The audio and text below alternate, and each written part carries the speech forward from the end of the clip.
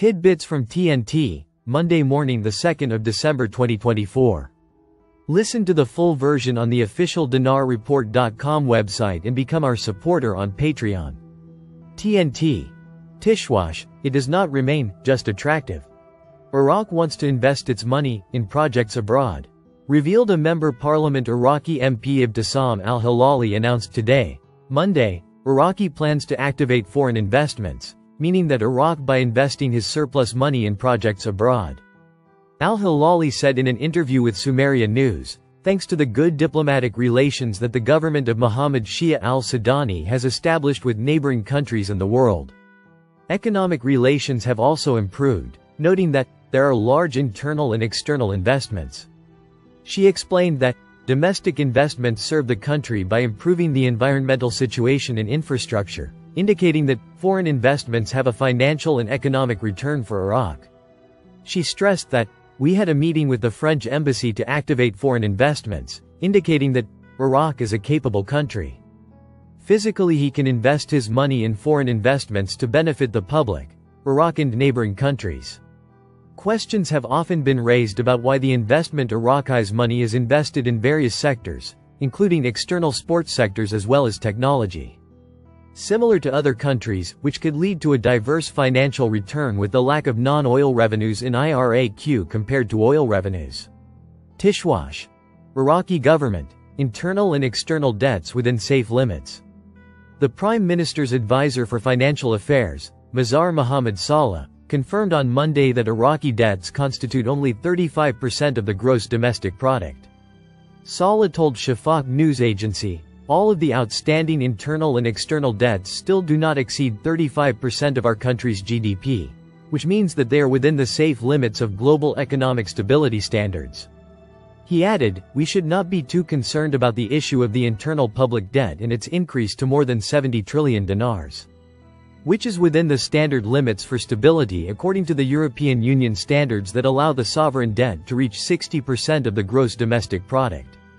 Saleh pointed out that more than 90% of the domestic debt is held by the government banking system and is borrowing from within government funds and for the benefit of the federal general budget.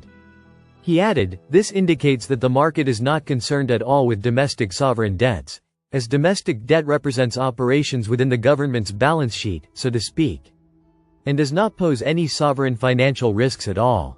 The efforts of the financial and monetary authorities are combined to adopt a precise policy to achieve the common financial goals in the issue of financial consolidation, the basis of which is not to expand the annual financial deficit in the budget and to gradually reduce the size of the sovereign debt balance to the gross domestic product." The Central Bank of Iraq revealed that domestic debts rose in 2024 to more than 73.3 trillion dinars al-Iraq. The monetary situation in Iraq is very excellent and the launch of Riyadh Bank is imminent. The governor of the Central Bank of Iraq, Ali Mohsen al-Iraq, revealed the imminent launch of the Riyadh Bank to support small and micro enterprises, while expressing his optimism about the country's monetary position despite the region's circumstances.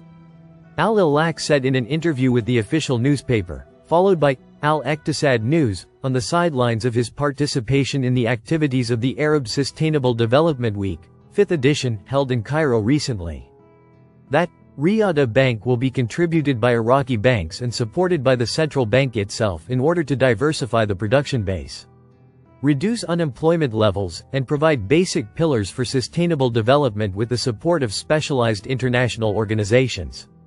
The Green Bank. He added that the central bank is adopting an initiative to finance the purchase of solar systems and license the Green Bank to be the first bank in the region to specialize in green financing and renewable energy projects as part of confronting the challenges of climate change. Explaining that he announced this in a session on the role of central banks in climate change, which was held in Cairo. He pointed out that the central bank adopts an unconventional monetary policy that is not based solely on achieving monetary stability using its traditional tools, although this role has priority. As a fundamental pillar in achieving economic stability and providing a stable and attractive environment for the business sector and local and foreign investment, as the changes And challenges facing the world and their effects on the national economy require a broader role and new tools to avoid risks and create appropriate and stable conditions, and among those challenges are climate change.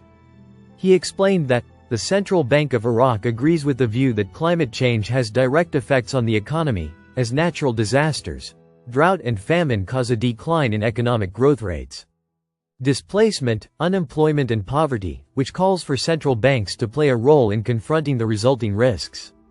In order to maintain acceptable levels of sustainable development, stability indicators. The governor of the Central Bank of Iraq added that during the Cairo session, he provided a detailed explanation of the development process in Iraq during the wars and unjust policies towards Iraq's resources and infrastructure, which led to serious declines in development indicators. He pointed out that, with the decline of the last waves of terrorism in Iraq and the achievement of security stability, indicators of economic stability began to grow. And local and foreign investment began to take an upward path.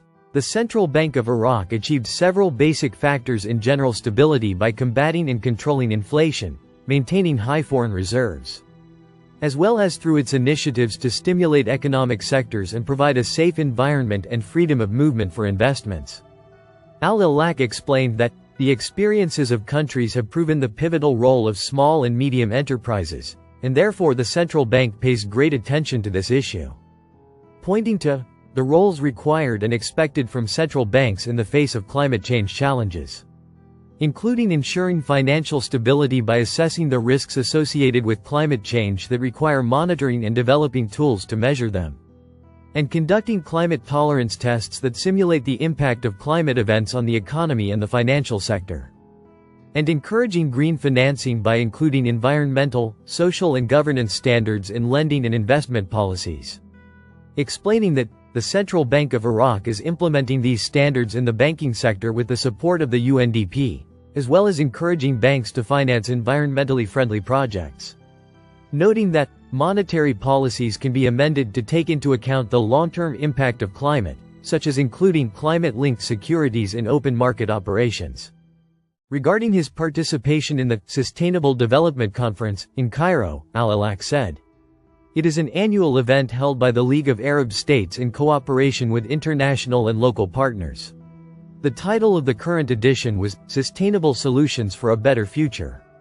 Among its activities was the launch of the first-of-its-kind high-level regional forum on investment and sustainability. The forum aims to address the challenges and opportunities related to investment and sustainability in light of global economic trends, climate change and regional fragility. It also aims to create a dialogue platform between governments, investors, banks and development agencies to promote sustainable investment. We participated with a working paper at the conference, Digital Transformation. Regarding the digital transformation that the Central Bank of Iraq intends to implement, Al-Ilaq said, "There is a broad program, which has a major national dimension for us, which is the digital transformation, which is one of the government's priorities in cooperation with the central bank, and we are working together, and with direct support from Prime Minister Mohammed Shia al-Sudani, to provide the requirements for this transformation, which constitutes a fundamental pillar of the digital economy in general." The governor of the central bank stressed that the government is moving towards diversifying production to advance the banking sector and financial policy, and it is setting programs to achieve the goal and to be aware of international, regional and local circumstances, which are keys to dealing with, and proposing programs and plans that are compatible and in harmony with all these circumstances, and there is diversification and strengthening of the national economy, so that the banking sector is active when there is a diverse production base. Al-Ilaq acknowledged that, as a country, we suffer from the fact that the main economic activity is the oil sector, and in connection with the transformation of oil resources into the trade sector primarily instead of employing them locally to serve development goals and diversify the production base. And this calls for the necessity of activating the banking sector by providing the necessary financing to establish real projects in the basic economic sectors, especially in the industrial and agricultural sectors and other sectors, indicating that this trend will lead to reducing dependence on oil resources, as well as providing means for real employment and growth. Monetary stability. Regarding the impact of regional tensions on monetary stability, Al-Alaq said. The monetary situation in Iraq is very excellent at the present time in terms of controlling inflation. And the high adequacy of foreign reserves, which enables the central bank to remain stable, defend the exchange rate, and achieve monetary stability.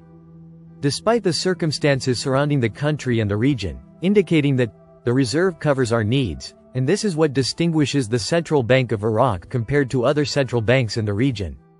At the end of his interview with Al-Sabah, Al-Alaq confirmed the central bank's success in implementing the transition plan for foreign transfers, in line with international practices and standards, and that they are currently being carried out smoothly and transparently, especially covering imports at the official exchange rate, which leads to general stability in prices. As for personal transfers and the use of cards outside Iraq, their system is being developed to ensure their fluidity. And an agreement has been reached with all relevant companies regarding new mechanisms to enhance the relevant accounts. Listen to the full version on the official dinarreport.com website and become our supporter on Patreon. Source: Dinar Recaps.